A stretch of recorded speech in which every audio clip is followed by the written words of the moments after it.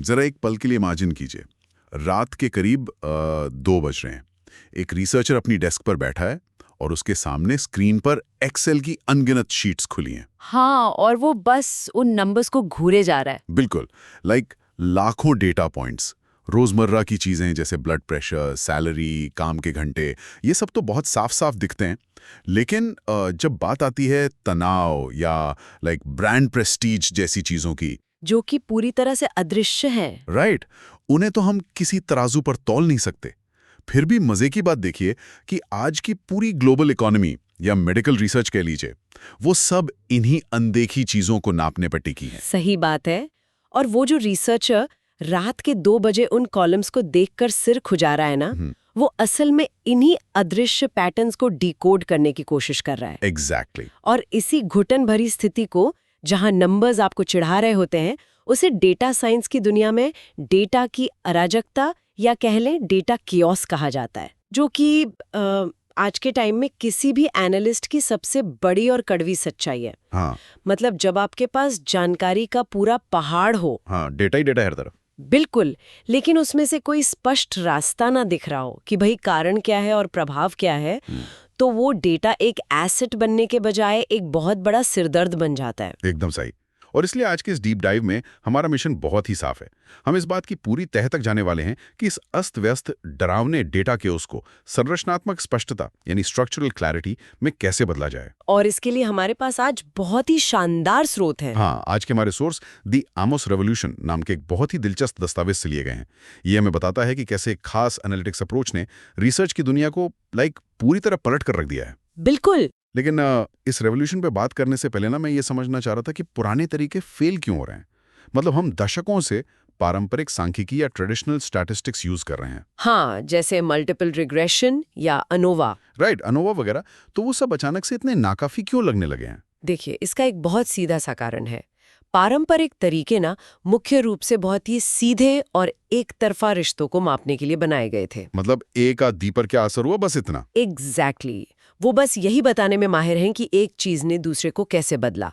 लेकिन आज का जो हमारा डेटा है, चाहे वो हेल्थ केयर का हो, मार्केटिंग का हो, वो इतना सीधा साधा बिल्कुल नहीं है। हाँ, चीजें बहुत उलझी हुई हैं। बिल्कुल। बड़े डेटा सेट के अंदर ना एक ही समय पर कई सारे वेरिएबल्स एक दूसरे को हिट कर रहे होते हैं। वहां एक चीज होती है जिसे हम मल्टीकोलिनियरिटी कहते हैं। मल्टीकोलिनियरिटी? हाँ, मतलब जहां कारण और प्रभाव आपस में इतनी बुरी तरह से उलझ जाते हैं कि आपके जो पुराने ट्रेडिशनल मॉडल्स हैं वो या तो क्रैश कर जाते हैं या फिर एकदम भ्रामक नतीजे देने लगते हैं। ओहो, मतलब वो पूरे जाल को एक साथ प्रोसेस नहीं कर पाते। बिल्कुल नहीं कर पाते।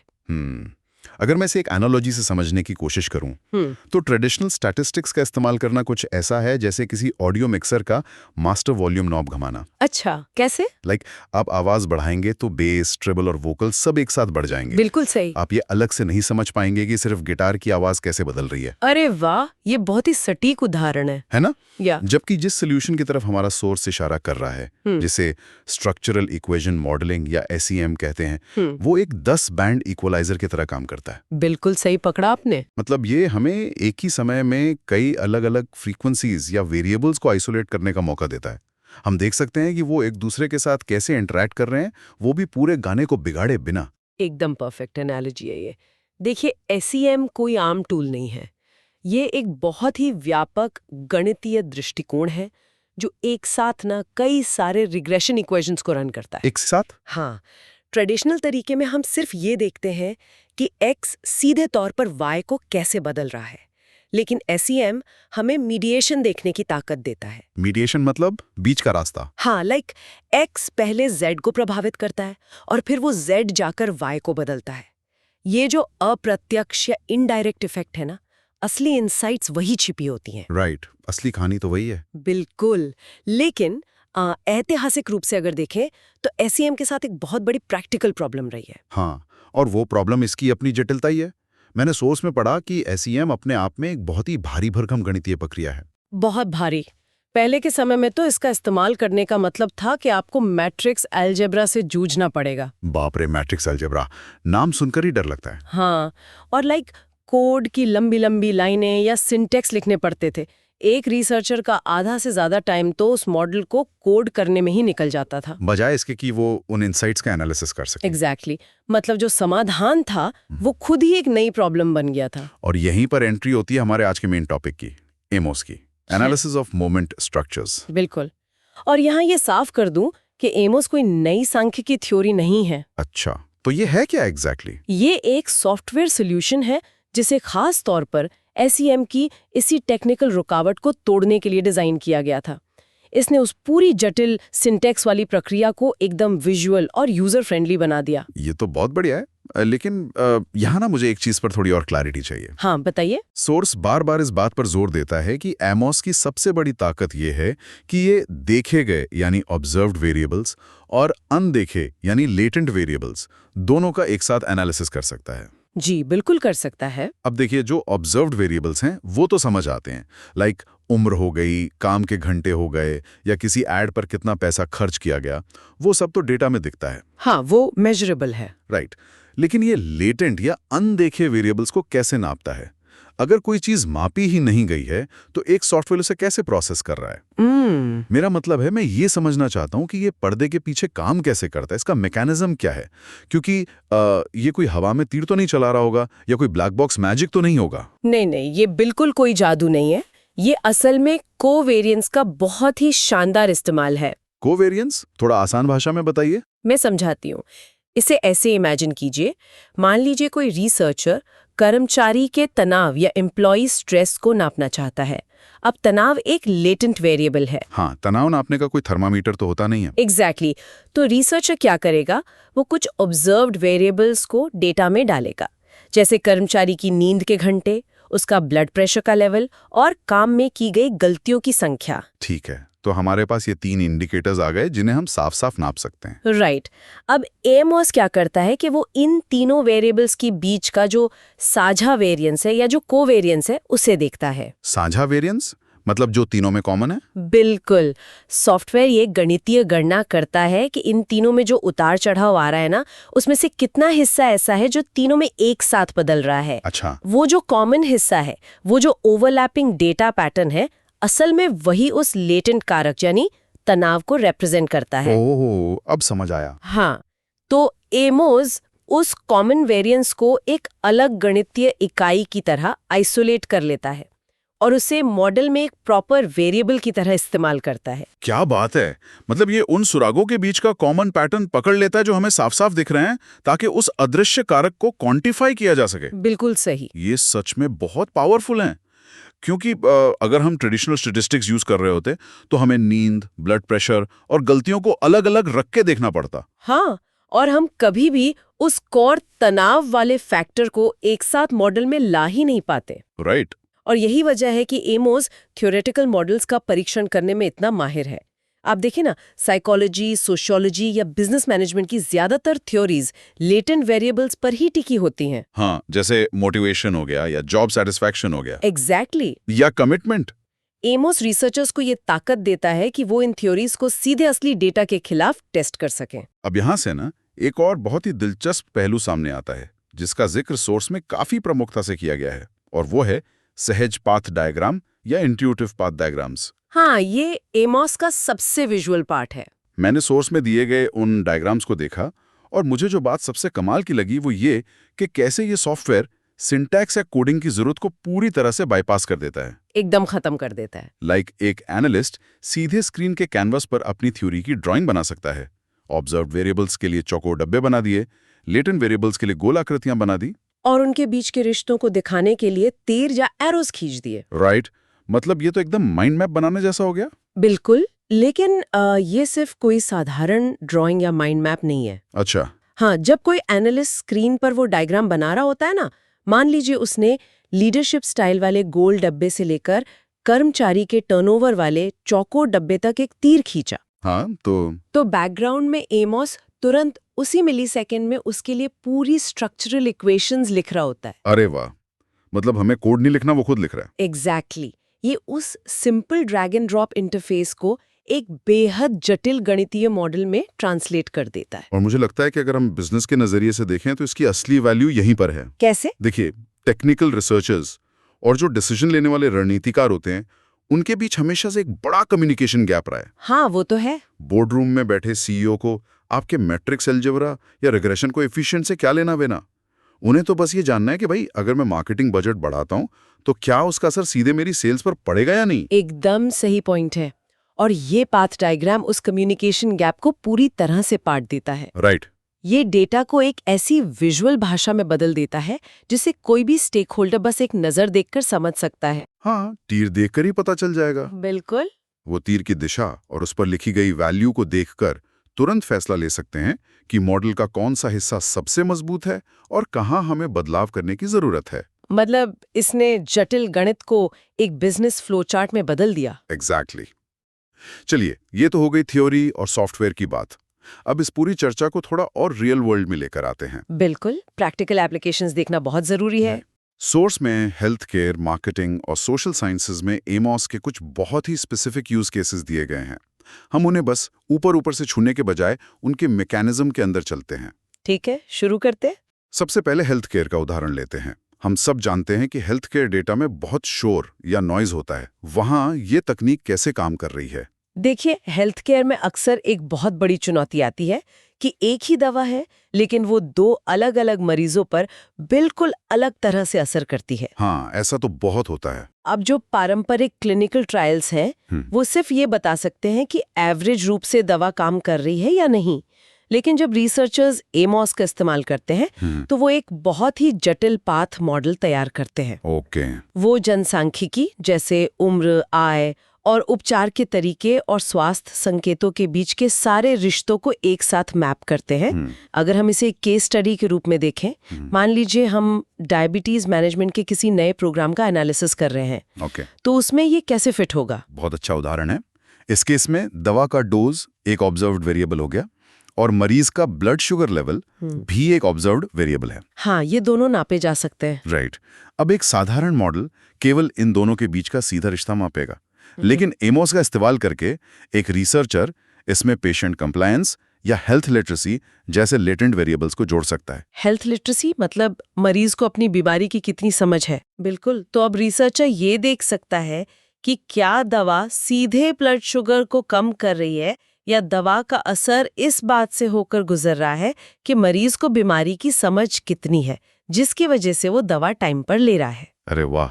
मतलब ये सिर्फ ये नहीं बताता कि इलाज काम कर रहा है, बल्कि ये वो मैकेनिज्म बता रहा है जिसके जरिए वो काम कर रहा है। एग्जैक्टली। तो अगर डेटा दिखाता है कि हेल्थ लिटरेसी वाले लेटेंट वेरिएबल का पाथ कोएफिशिएंट बहुत हाई है, तो अस्पताल सिर्फ महंगी दवाइयां बांटने के बजाय मरीजों की काउंसलिंग और एजुकेशन पर ज्यादा पैसा लगाएगा। बिल्कुल। और ये एविडेंस बेस्ड डिसीजन मेकिंग को एक बिल्कुल नए स्तर पर ले जाता है। एकदम सटीक एनालिसिस है ये।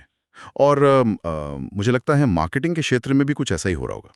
सोशल मार्केटिंग में कंज्यूमर बिहेवियर को समझने की बात करता है। हाँ, मार्केटिंग का डेटा तो और भी ज्यादा भ्रामक हो सकता है। राइट। मार्केटिंग में ना एक बहुत ही क्लासिक प्राइसिंग पैराडॉक्स होता है। वो क्या है? कई बार कंपनियां सोचती हैं कि अगर वो अपने प्रीमियम प्रोडक्ट, मान लीजिए कोई लग्जरी घड़ी है, उसकी कीमत कम कर देंगी तो बिक्री बढ़ जाएगी, जो कि लॉजिकल भी लगता है। हाँ, लेकिन जब वो असल में ऐसा करती हैं तो बिक्री उल्टा गिर जाती है। अब अगर कोई एनालिस्ट सिर्फ एक साधारण टूल यूज कर रहा है तो वो बस ये देखेगा कि कीमत घटने और बिक्री घटने के बीच एक पॉजिटिव कोरिलेशन है, लेकिन वो ये नहीं बता पाएगा कि ऐसा क्यों हुआ। बिल्कुल, वो क्यों मिसिंग है। और यहीं पर एमोस का असली जादू काम आता है। एक मार्केटिंग एनालिस्ट जब इसका पाथ डायग्राम बनाएगा तो वो मॉडल में ब्रांड प्रेस्टीज या क्वालिटी परसेप्शन नाम का एक लेटेंट वेरिएबल जोड़ देगा।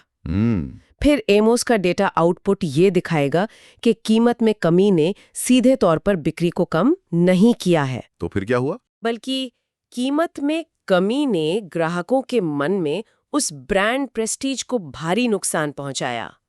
और चूंकि उन प्रीमियम ग्राहकों के लिए उस घड़ी को खरीदने का मेन रीजन वो प्रेस्टीज ही थी, इसलिए अंततः बिक्री गिर गई। Mind blowing. मतलब ये साफ कर देता है कि कोरिलेशन और कॉजेशन में क्या फर्क है। एग्जैक्टली। ये उस छिपे हुए रास्ते को रोशन कर देता है जिसे ट्रेडिशनल डेटा पूरी तरह इग्नोर कर देता है। सोचिए, ये कंपनियों को गलत दिशा में करोड़ों रुपए बर्बाद करने से बचाता है। सही कहा आपने। और ऐसा ही गहरा असर हमें सोशल साइंसेस के क्षेत्र में भी देखने को मिल रहा है। हाँ, और आज के टाइम में शायद सबसे जटिल विषय तो इंसान का अपना व्यवहार है। बिल्कुल। सोर्स में सोशल मीडिया के यूज और मानसिक स्वास्थ्य पर उसके इफेक्ट का जो उदाहरण है वो बहुत ही प्रासंगिक है आज के दौर में। हाँ, आज हर कोई बस यही कहता रहता है कि सोशल मीडिया से डिप्रेशन बढ़ता है। ये तो एक आम धारणा बन गई है। लेकिन एक रिसर्चर के लिए सिर्फ इतना कहना काफी नहीं है। उसे डेटा से ये साबित करना होता है कि ये आखिर किन कारकों से होकर गुजरता है, इसका पाथ क्या है। तो एमोस यहाँ कैसे मदद करता है? एमोस की मदद से रिसर्चर्स इस पूरी प्रोसेस का एक मीडिएशन मॉडल बनाते हैं। वो ये नहीं दिखाते कि ए से सीधा जेड हो रहा है। वो बाकायदा मैप करते हैं कि सोशल मीडिया पर बिताया गया समय, जो कि ऑब्जर्व्ड है, वो कैसे व्यक्ति में सोशल कंपैरिजन या दूसरों से अपनी तुलना करने की प्रवृत्ति को बढ़ाता है, जो कि एक लेटेंट वेरिएबल है। राइट। फिर वो नापते हैं कि ये लगातार तुलना करना कैसे उस इंसान के आत्मसम्मान या सेल्फ एस्टीम को कम करता है, और फाइनली वो गिरा हुआ आत्मसम्मान डिप्रेशन के लक्षणों में कैसे बदलता है। बाप रे, इस तरह की बारीक स्ट्रक्चरल क्लैरिटी का तो बहुत बड़ा फायदा है। मतलब जो पॉलिसी मेकर्स हैं, उन्हें पता चल जाता है कि समस्या की असली जड़ सिर्फ स्क्रीन टाइम नहीं है, बल्कि वो सोशल कंपैरिजन है। बिल्कुल। तो अगर किसी स्कूल को इस पर कोई प्रोग्राम चलाना है, तो वो बच्चों से बस फोन छीनने के बजाय उन्हें ये सिखाने पर फोकस करेंगे कि ऑनलाइन दुनिया में जो दिखता है वो हमेशा सच नहीं होता। उनका सेल्फ एस्टीम बढ़ाएंगे। एग्जैक्टली। और ये हमारी चर्चा की उस मेन पॉइंट को साबित करता है कि जो भी ऑर्गेनाइजेशंस आज इस लेवल की एविडेंस बेस्ड इनसाइट्स और प्रेडिक्टिव मॉडलिंग यूज कर रहे हैं, वो केवल कंपटीशन में आगे नहीं है, वो असल में भविष्य बना रही हैं। राइट। जिस दुनिया में हर सेकंड करोड़ों डेटा पॉइंट्स जनरेट हो रहे हैं, वहां इस तरह के एडवांस्ड टूल्स का होना अब कोई लग्जरी नहीं है, ये सर्वाइवल की सबसे बड़ी शर्त बन चुका है। बिल्कुल सही कहा आपने।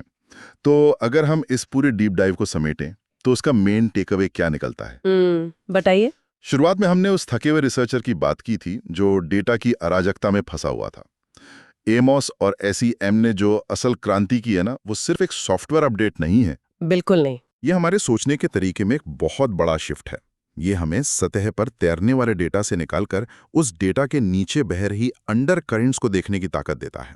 सही बात है। चाहे वो एक मरीज के इलाज का मामला हो, कोई $multi-million का एड कैंपेन हो, या फिर युवाओं के मेंटल हेल्थ की बात हो, अब हमारे पास एक ऐसा विजुअल और मैथमेटिकल ढांचा है जो हमें हवा में तीर चलाने से रोकता है। हम सचमुच उस डेटा केओस से निकलकर एक स्ट्रक्चरल क्लैरिटी के युग में आ चुके हैं। हाँ, लेकिन इन सब बातों से ना मेरे दिमाग में एक बहुत ही गहरा और सच कहूं तो थोड़ा सा बेचैन करने वाला विचार भी आ रहा है। अच्छा, बेचैन करने वाला विचार, बताइए। देखिए, अगर हम इस पूरी एनालिटिक्स क्रांति को इसके एकदम एक्सट्रीम या लॉजिकल कंक्लूजन तक लेकर जाएं, तो सोचने वाली बात यह है कि हमारा सोर्स हमें ये बताता है कि हम इंसान के व्यवहार के उन लेटेंट वेरिएबल्स को कितनी सटीकता से मैप कर रहे हैं जो कभी पूरी तरह से अदृश्य माने जाते थे। हाँ, बिल्कुल। हमारा गुस्सा, हमारी वफादारी, हमारी प्रेरणा, ये सब कुछ अब गणित के पाथ डायग्राम्स में बदल रहा है। राइट, नंबर्स में कन्वर्ट हो रहा है। तो मेरा सवाल ये है कि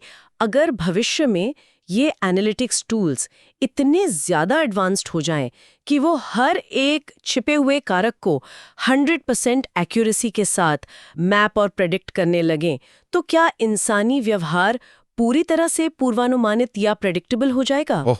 क्या डेटा की ये जो संरचनात्मक स्पष्टता है, ये भविष्य में इंसानों के अचानक, अप्रत्याशित और बिना सोचे समझे लिए गए फैसलों को, जिसे हम ह्यूमन स्पॉन्टेनिटी कहते हैं, क्या वो उस चीज को हमेशा के लिए खत्म कर देगी? बाप रे, ये एक ऐसा थॉट है जो एक ही टाइम पर बहुत ही फैसिनेटिंग भी है और बहुत डरावना भी है ना? बिल्कुल। मतलब जब हमारी हर एक फीलिंग, हर एक जज्बात का एक मैथमेटिकल कोएफिशिएंट तय हो जाएगा, तो इंसान होने के उस रहस्य का, उस मैजिक का क्या होगा? वही तो सोचने वाली बात है।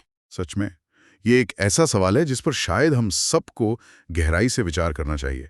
खैर, उस रात के 2 बजे वाली अराजक स्प्रेडशीट से शुरू हुई हमारी ये यात्रा, जहां नंबर्स अपना अर्थ खो चुके थे, अब हमें एक ऐसे भविष्य के दरवाजे पर लाकर छोड़ती है जहां सब कुछ शायद कुछ ज्यादा ही साफ है। बिल्कुल। इसी उत्तेजक विचार के साथ हम आज के इस गहन विश्लेषण, इस डीप डाइव को यहीं विराम देते हैं। डेटा और इंसानियत के इस बेहद जटिल चौराहे पर हमारे साथ इस चर्चा का हिस्सा बनने के लिए आप सभी का बहुत बहुत धन्यवाद। अगली बार तक अपने आसपास के उन अनदेखे पैटर्न्स पर नजर रखना मत भूलिएगा।